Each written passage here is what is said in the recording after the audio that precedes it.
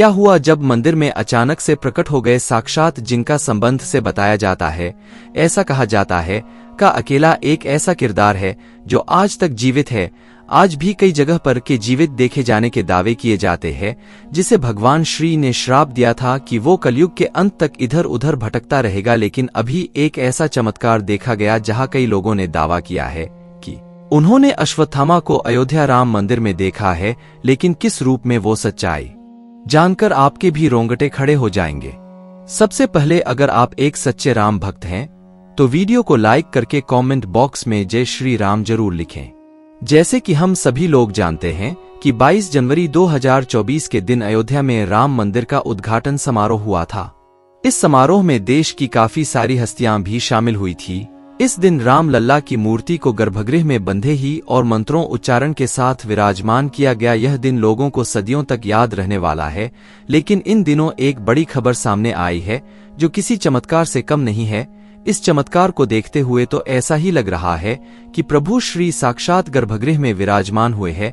क्या हुआ है, ऐसा चमत्कार जानने के लिए हमारे साथ वीडियो में अंत तक जुटे रहे। अयोध्या मंदिर में प्रभु श्री की मूर्ति को जिसने बनाया उन मूर्तिकार का नाम अरुण योगीराज है। पूरे 7 महीने मेहनत के बाद प्रभु श्री की मूर्ति को योगीराज ने बनाया है। इसका मतलब योगीराज पूरे 7 महीने से प्रभु श्री की प्रतिमा के साथ ही थे। हालांकि प्राण प्रतिष्ठा के बाद अब योगीराज अपने हाथों से बनाई हुई प्रभु श्री की प्रतिमा को पहचान भी नहीं पा रहे हैं। योगीराज को लगता है कि प्रतिमा में जरूर कुछ चमत्कार हुआ है। जैसे ही गर्भगृह में प्रतिमा को स्थापित किया गया, वे ही प्रतिमा की आभा में बदलाव हुआ और अब प्रतिमा में कुछ अलग ही तेज दिख रहा है। प्रतिमा का तेज पहले से काफी अधिक गया है। योगीराज ने कहा कि वह खुद भी इस चमत्कार से हैरान है। उनका मानना है कि यह चमत्कार राम लल्ला की कृपा से ही हुआ है। प्रभु श्री राम गर्भगृह में साक्षात विराजमान हो चुके हैं। तो आप भी दोस्तों नीचे कमेंट करें कि आप अयोध्या राम लल्ला के दर्शन करने कब जा रहे हैं। लेकिन बड़ा सवाल यह है कि अश्वत्थामा आखिर किस तरह से राम मंदिर में प्रकट हुए, जानकर आपके भी होश उड़ जाएंगे। 23 जनवरी 2024 से राम मंदिर आम श्रद्धालुओं के लिए खोल दिया है। लाखों भक्तों की भीड़ जमा हो गई, भगदड़ का माहौल बन गया। लेकिन प्रभु श्री राम की कृपा ऐसी हुई कि सभी भक्तों ने राम लल्ला के बहुत अच्छी तरह से दर्शन किए। पहले दिन तकरीबन 5 से 7 लाख श्रद्धालुओं ने राम लल्ला के दर्शन किए। लेकिन 24 जनवरी को कुछ ऐसा हुआ जिसे इतिहास कभी भुला नहीं पाएगा। सौरभ नाम के दर्शनार्थी ने हमें बताया कि वह प्रातः काल सुबह जल्दी से राम मंदिर पहुंच गए ताकि वह जल्दी से जल्दी रामलला के दर्शन कर सके। लेकिन उस समय भी वहां पर काफी भीड़ मौजूद थी, तो हम भीड़ में लगातार आगे बढ़ते जा रहे थे।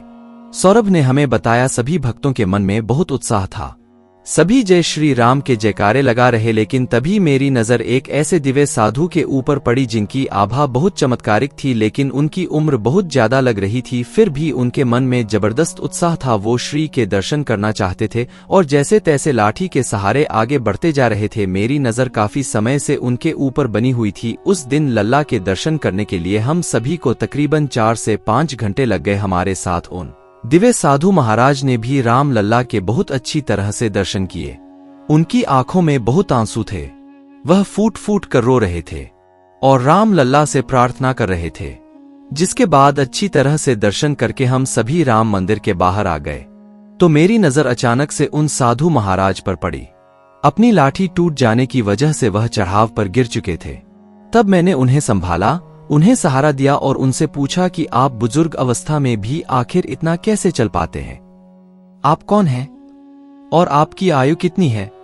लेकिन उन साधु महाराज ने जो मुझे जवाब दिया उसे सुनकर मेरे रोंगटे खड़े हो गए, क्योंकि उनका कहना था मेरी उम्र 3000 साल से भी ज्यादा है और मैं एक श्रापित महाभारत का पात्र हूँ। इतने में मेरे को दोस्तों ने मुझे आवाज लगाई तो मेरा ध्यान भटक गया और वह साधु महाराज का ही अंतर ध्यान होगा। मैंने आसपास उन्हें बहुत ढूंढा लेकिन वह मुझे कहीं दिखाई नहीं दिए। ये मेरी जिंदगी का सबसे बड़ा चमत्कार था। लेकिन सवाल एक ही था, आखिर वह दिव्या साधु कौन थे? तब रिसर्च करने पर को पता चला कि मैं एक ही ऐसा पत्र था जो श्रापित था, जिसे अमृतत्व का वरदान प्राप्त था, और ये श्राप उसे साक्षात भगवान श्री ने दिया था और उसका नाम था। ऐसा कहते हैं कलयुग के अंत तक जीवित रहेंगे तो क्या उस साक्षात मंदिर में लल्ला के दर्शन करने के लिए आए थे? इस सवाल ने सभी को आश्चर्य में डाल दिया। लेकिन क्या आप जानते हैं भगवान श्री ने को श्राप क्यों दिया था? कि युद्ध की समाप्ति के बाद ने पांडवों के पुत्रों का छल से वध किया था। पुत्र शोक में जब पांडवों ने श्री के साथ का पीछा किया तो वे भाग गए। फिर भी जब ने उनका पीछा ना तब ने पर ब्रह्मास्त्र चल दिया। उसे बचने के लिए ने भी ब्रह्मास्त्र का प्रयोग किया। तब महर्षि के कहने पर ने अपना ब्रह्मास्त्र वापस लौटा लिया, लेकिन को ब्रह्मास्त्र लौटाने का ज्ञान नहीं था। तब उन्होंने अपने अस्त्र की दिशा बदलकर की पत्नी के गर्भ की ओर कर दी। क्रोधित होकर भगवान श्री ने के माथे पर लगी मणि निकाल ली और कलयुग के अंत तक उन्हें पृथ्वी पर भटकने का श्राप दिया। तब से अब तक निरंतर पृथ्वी पर भटक रहे हैं। अर्थात हो सकता है साक्षात अश्वत्थामा बुजुर्ग के रूप में रामलला के दर्शन करने, अपने किए गए पापों की क्षमा याचना करने उनके द्वारा पर आए हो। रोजाना एक के बाद एक चमत्कार अयोध्या राम मंदिर में देखे जा रहे हैं। आज्ञा में कोट चमत्कार आपको सुनाने जा रहे हैं, जिसमें किस प्रकार एक 80 साल के बुजुर्ग महिला का पर्स पुनः चमत्कारिक रूप से उन्हें प्राप्त हो गया। राम मंदिर ट्रस्ट ने प्राण प्रतिष्ठा में जिन लोगों को आमंत्रित किया था उनमें से एक श्रीधर अपनी पत्नी, बेटे और बहू के साथ कार्यक्रम में शामिल होने आए थे।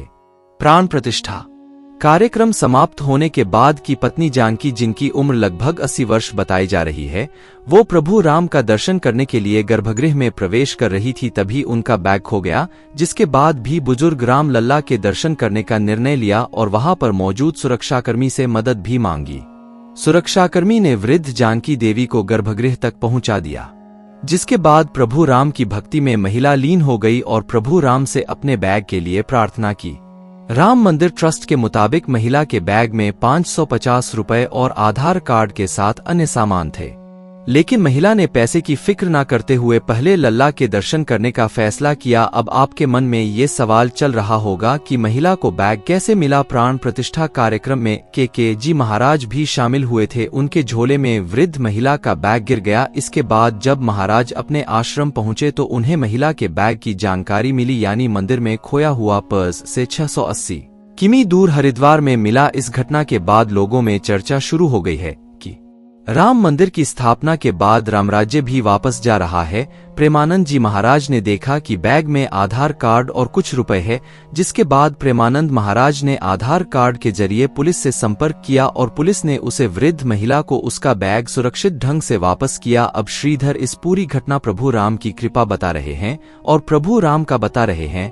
अयोध्या में प्रभु राम के विराजमान होने के बाद ही अनेक तरह के चमत्कार देखने को मिल रहे हैं। 22 जनवरी यानी प्राण प्रतिष्ठा के दिन एक बंदर शाम के लगभग 5:50 बजे दक्षिणी द्वार से गुड़ मंडप से होते हुए गर्भगृह में प्रवेश करके उत्सव मूर्ति के पास तक पहुंचा। राम मंदिर ट्रस्ट और भक्तों का मानना है कि प्रभु राम का दर्शन करने के लिए स्वयं पवन पुत्र हनुमान आए थे। मंदिर ट्रस्ट ने प्रेस विज्ञप्ति जारी कर इस अद्भुत चमत्कार की पुष्टि भी की है। ऐसा लगता है मानो कई सारी दिव्य शक्तियां अयोध्या में निवास कर रही हो, क्योंकि एक के बाद एक इतने सारे चमत्कार सामान्य नहीं हो सकते।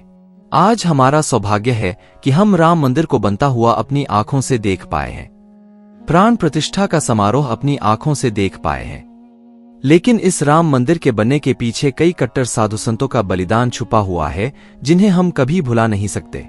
आप भी नीचे कमेंट बॉक्स में उन्हें श्रद्धांजलि जरूर दीजिएगा। वीडियो पसंद आई हो तो लाइक करें। साथ ही रोजाना ऐसी सब कुछ चमत्कारी घटनाएं देखने के लिए हमारे चैनल को सब्सक्राइब करके बेल आइकन को प्रेस करें। अभी के लिए आप सभी को हर हर महादेव।